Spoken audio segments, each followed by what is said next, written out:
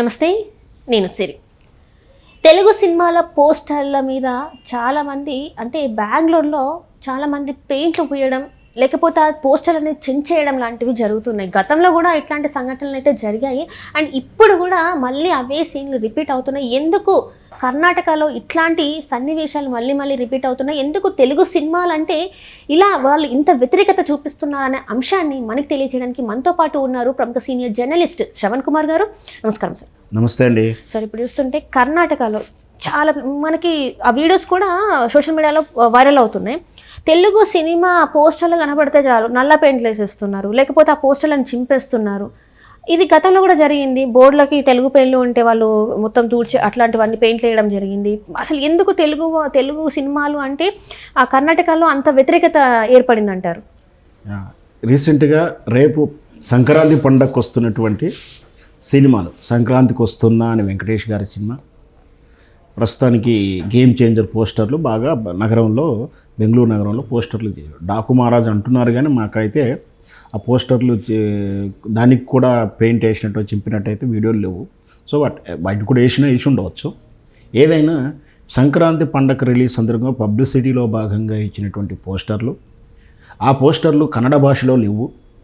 అక్కడ ఉన్నట్టు ఏదైతే టెక్స్ట్ వ్యవహరిస్తున్నారో ఆ పేర్లు కానీ టెక్స్ట్ కానీ కన్నడ భాషలలో చెప్పి కన్నడ భాష అభిమానులు, కన్నడ భాష మాత్రమే ఉండాలనేటువంటి కొంత ఉద్యమకారులు, ప్రాంతీయ భాషా అభిమానులు, వాళ్ళు గత కొంతకాలం నుంచి వాళ్ళ భాష పట్ల వాళ్ళు ఉద్యమం చేస్తున్నారు. అందులో భాగంగా ఆ భాషాభిమానులు ఈ పోస్టర్లను చింపడం కానీ పెయింట్ వేయడం కానీ చూస్తూ వాళ్ళు హెచ్చరికను కూడా దారి చేస్తున్నారు. ఈ సమస్య ఈ రోజుది కాదు, చాలా కాలం నుంచి ఉన్నది. రాజకుమారి గారు కానించి కూడా కొంచెం ఈ భాషా భేదంలో కొంచెం చర్చ జరుగుతూ ఉంది.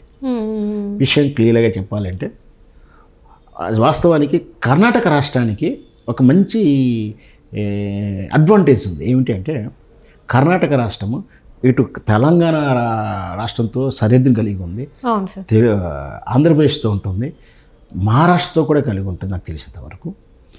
ఇలా అన్ని రాష్ట్రాలతో సరిహద్దులో భాగంగా మనకు వచ్చినవి కూడా ఏంటి, భాషా ప్రతిపాదికంగా విభజించడం జరుగుతున్నప్పుడు కొంతకాలం ఈ కొన్ని గ్రామాలు అటు ఉండొచ్చు, ఆ గ్రామాలు ఇటు ఉండవచ్చు. సంబంధ బాంధవ్యాలు, రాజకీయ, సాంస్కృతిక, సాంఘిక సత్సంబంధం కలిగినటువంటి విధానం.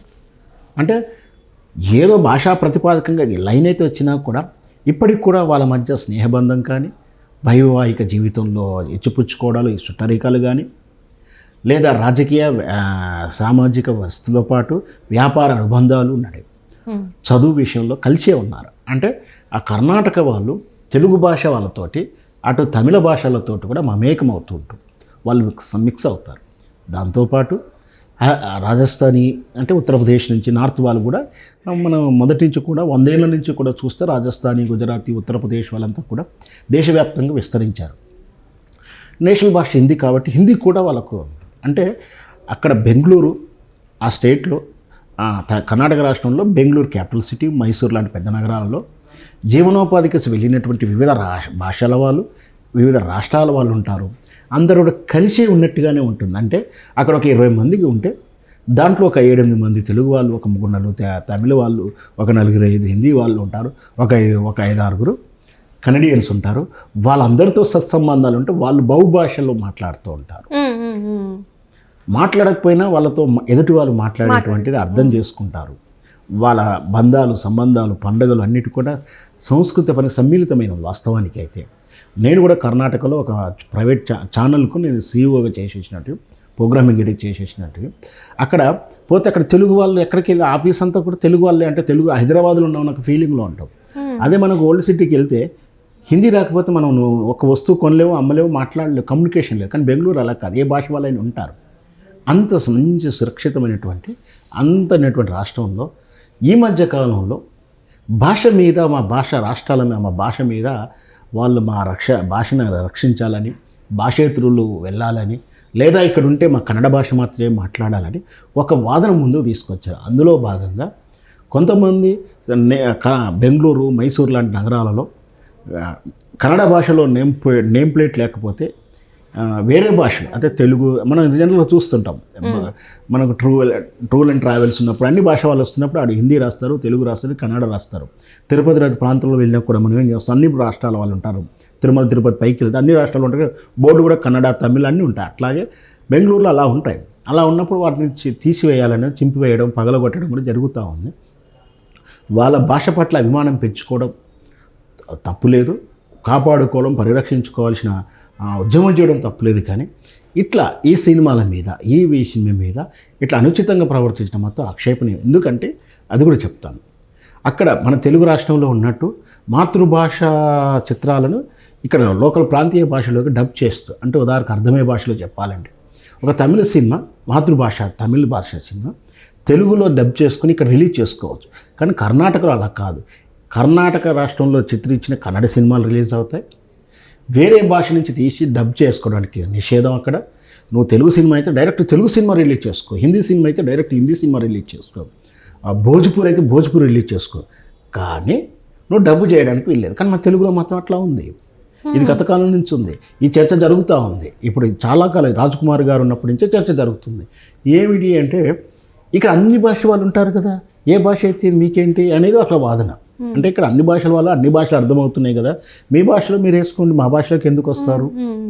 మా భాష వాళ్ళు కూడా ఆదరిస్తున్నారు. వాస్తవానికి ఏంటంటే అక్కడ కన్నడ భాషా చిత్రం, ఇప్పుడు ఉదాహరణ కన్నడ భాషా సినిమా కలెక్షన్ల కన్నా తెలుగు భాషా చిత్రాల కలెక్షన్స్ ఎక్కువ, తెలుగు హీరోల మార్కెట్ ఎక్కువ. వాళ్ళ కలెక్షన్ పరంగా రికార్డ్స్ పరంగా కూడా వాళ్ళ సినిమాల కన్నా డబుల్ ఉంది.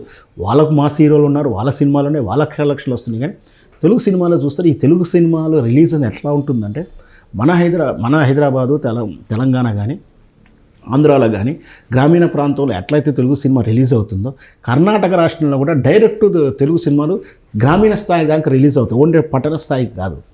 మీకు అర్థమవుతుందా? పట్టణ స్థాయికే కాకుండా గ్రామీణ స్థాయి దాకా కూడా రిలీజ్ అవుతుంది. అంటే అంత మార్కెట్ ఉంటుంది. మీరు సినిమా రిలీజ్ చేస్తున్నారు కదా, అది వదిలేయండి అని ఒక టాపిక్ అనేది ఆ రోజుల్లో రాజ్కుమార్, ఎన్టీ రామారావు గారు పెద్దల చర్చలో భాగంగా దాన్ని ఏదో అన్నట్టుగా మనం చదువుతూ ఉంటాం. సో ఇప్పుడు కూడా అంటే సినిమాను తమిళ్ భాషను తెలుగు భాషను మీరు డైరెక్ట్ రిలీజ్ చేసుకోండి అంటే భాష డబ్బింగ్ చేయకుండా సినిమాను అదే తెలుగు భాషలోనూ తమిళ భాషలో రిలీజ్ చేసుకోవచ్చు. కానీ సినిమా ఆ విధంగానే ఆ భాషలో రిలీజ్ చేసుకొని ఆ సినిమా పోస్టర్ మాత్రం వాళ్ళ కన్నడలో ఉండాలని అంటూ వింత వాదన వితండ వాదన అవుతుంది. అంటే సినిమా భాష మాత్రం మీ ఇష్టం వచ్చిన భాషలో రిలీజ్ చేసుకోండి, మీ మాతృభాషలో డైరెక్ట్ రిలీజ్ చేయండి, కానీ పోస్టర్లు మా భాషలో ఉండాలంటే మాత్రం వింత వాదనే కదా అది. అవును, అదే కదా నాకు అర్థం కాదు. ఇప్పుడు తెలుగులో సినిమా వస్తుంది కానీ పోస్టర్ మాత్రం కన్నడలో ఎట్లా ఉంటుంది? అంటే వాళ్ళకు సరైన అవగాహన లేదు. వింత వాదన అని చెప్పాలి, వితండ వాదన అని చెప్పాలి కూడా. సో నువ్వు అదే సినిమా డబ్ చేసుకున్నప్పుడు డబ్బింగ్లో వస్తుంది. సో ఇదంతా కూడా పరిపక్వత లేనటువంటి ఉద్యమకారులు కావచ్చు వాళ్ళని చెప్పొచ్చు, లేదా వారు సరైన గైడ్ లైన్ లేకుండా ఆకతాయిలు చేస్తున్నటువంటి పనిగానే చూడగానే ఉద్యమ నాయకుడు కానీ ఉద్యమ పిలుపు కానీ కాదుగా అంటే నేను చూస్తున్నాను. ఆకతాయిలు ఎవరో పనికిరాని వాళ్ళు, చిన్న వాళ్ళు, క్రమశిక్షణ లేని వాళ్ళు చేసే చర్యగానే భావించాలి. సో ఇట్లాంటి పునరావృతం కాకూడదు. ఇట్లా అవుతూ ఉంటే వీటికి ఇంకా రేపు భవిష్యత్తులో ఇంకా పెద్ద పరిణామాలు జరిగేలా ఉంటాయి. వీటిని ఆదిలోనే ప్రభుత్వాలు కూడా కట్టడి చేస్తే బాగుంటుంది. Right. Thank you so much sir. Thank you.